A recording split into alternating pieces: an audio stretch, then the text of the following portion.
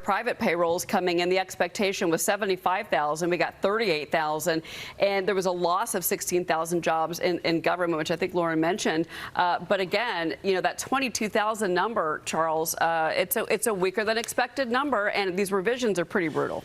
Yeah, extraordinarily. You know, gone through. I mentioned healthcare, 31,000. The 12-month average is 42,000. That had been obviously a massive driver, and we know the demographic situation there. Just a little disappointed. Manufacturing was hoping to maybe see something there.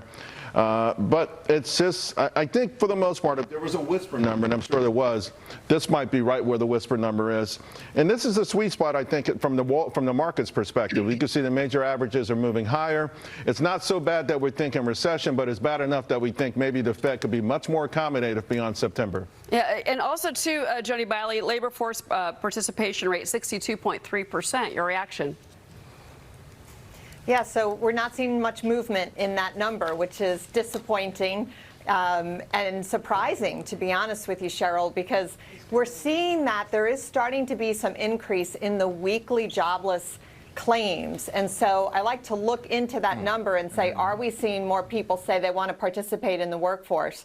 I also think this report is a little bit more of the same. The jobs are in healthcare, they're in leisure and hospitality. We've lost jobs again in the professional business service sector. We've lost jobs in this report in the temporary help sector, which is not a good sign. So there's a lot of concern. Even though the private payroll number is 38,000, that is still a pretty weak number. And Jessica, it's of note that Donald Trump handed over 2.4% inflation. Joe Biden skyrocketed it to 8.1%. What's most and you touted the jobs report last week. 919,000 jobs evaporated, and it was Joe Biden's higher numbers on a monthly basis right, than Donald Trump. $2,400 extra.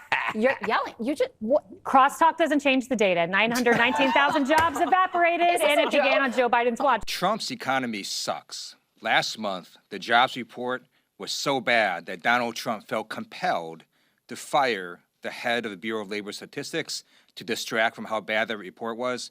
This month, the report was equally horrible because it turns out when you fire the head of BLS, that doesn't actually change the rules of math. And as Chairman Aguilar said, unemployment increased and jobs wildly missed expectations in terms of job growth. You then have inflation continue to rise, and you had core CPI last month being quite high, and then certain categories within the economy even exceeding inflation, such as electricity prices. And then you add to that what we learned this week, that the New York Fed survey of worker confidence in getting a new job was the lowest ever in the history of its survey.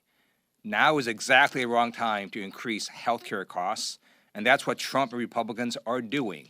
Their big, ugly bill not only slashes Medicaid and is going to throw off 15 million people off health care, it also, the way it's written, is going to cause $500 billion in Medicare cuts. And then in addition, ACA premiums are going to rise. And then everyone's employer-based premiums are also going to rise because of the massive cuts to health care across the board. So we're urging Trump and Republicans to reverse course, to focus on reducing prices, and to reverse the devastating health care cuts that they put in. Well, I think you take the noise out, meaning if the leader is bent against Donald Trump, then they're going to have, such errors, and those things are bent. We've seen that in all sorts of agencies throughout this government. The people, the holdovers from the Biden administration, they're just bent against the president's success. They're rooting against America and against Donald Trump, and that's got to end. So he can't replace somebody, 2 weeks ago, and you expect fundamental change. But what you will get is an agency that's on side, just trying to do the best and put out the correct numbers. And that's what Donald Trump has to do, and that's what this whole cabinet has to do. They have to get rid of people who are against the president, against the elected leader of the United States of America, and get people on side who just want America to win. When can we expect these numbers to increase? Well, first, we need accurate numbers. We need truthful and honest data, which is why the president took the monumental step to try and appoint and confirm new leadership at the BLS so we can have data that we can actually rely on. And that's what the president is doing, and we hope that his nominee will soon be confirmed. Look at the issues. Look at this. These are all the key issues. Donald Trump is underwater on all of them. Trade, obviously, tariffs have been a big thing at the bottom of your list, minus 17 points. The economy, which was the reason he was elected to his second term to fix the economy, way underwater at minus 14 points. Foreign policy, minus 12. And then I think, Mr. John Berman, the key two issues at the top, because these have been Donald Trump's strongest issues, crime and immigration. But get this. He is now underwater on both of these issues, if barely, but he's underwater on crime at minus 2, immigration at minus 3. On all the key issues, he is again swimming with the fishes. Consistency across the board. It is interesting, though, because the difference here does explain why even with these jobs numbers, which were historically bad on Friday, this is what he's focused on today. He'd rather be talking about this than this. Absolutely.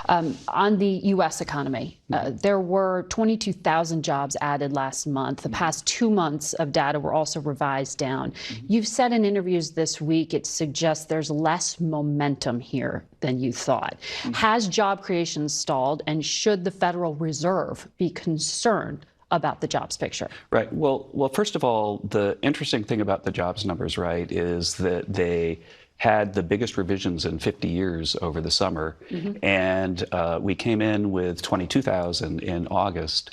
But if you look at what they said in 23 and 24, they have two ways of estimating the jobs. There's something called the payroll survey, where they ask the employers, how many people did you hire? Then they have something called the household survey, where they call up people and they say, do you have a job? Right. And over those 2 years, the payroll numbers said that we created 4.5 million jobs. And the household survey said about 2 million fewer, about 2.5 million jobs. And they should have the same answer. And so for August, for example, the payroll survey said 22,000 and the household survey said 288,000. And so I think that what's going on is that these old-fashioned ways of surveying, like I wonder if you've ever gotten a survey in the mail and filled it out and mailed it back in. Maybe you have, but I think that that's the way they're trying to do it. And the reason we're getting these massive revisions and these numbers that don't make sense is really that we've got to modernize the way we do the labor data. But if you look at the non-labor data, second quarter GDP was revised up to 3.3%. The Atlanta Fed's GDP estimate for the third quarter right now is 3%. And so industrial production's at an all-time high. But you believe all that data? All those models are functioning? No, the point is when there's dissonance in data, that you have to sort of watch how it all works out. Got it. And the thing that I'm most suspicious of right now in terms of data quality is the job number, in part because there are other ways to do it. There's this company called Homebase that does it. Their August number is 150. But again, even think about this. If we ask households how many jobs do they have, it's plus 288,000 in August. If we ask the employers, it's 22,000. Then that becomes a puzzle for economists. Like, what is wrong with the data? And we kind of know what's wrong with the data. What's wrong with the data is people aren't filling out the forms and sending in the survey. The Trump administration has been busy trying to downplay disastrous jobs numbers by suggesting that it's the numbers that are wrong. We here in America have trusted the Bureau of Labor Statistics for over 135 years. But now, all of a sudden, Trump is in office and no institution can be trusted. Republicans have gotten very comfortable blaming every problem their base is facing on the Democratic Party. It's their reflex. It's their little security blankie, their answer to everything. But here we are, more than 200 days into Trump's presidency, and things are looking incredibly bleak. The promises haven't materialized, the cracks are widening, and the excuses are running out. Instead of changing course, or even attempting the usual half-hearted spin, they've decided to go with something bolder. Flat-out denial. Any evidence that things aren't working? Doesn't exist. Any facts that contradict these narratives? Fake news. And when the data still shows up anyway, they just fire the people running the agencies that collect it. It's the kind of logic that only makes sense if you've never had to face real consequences.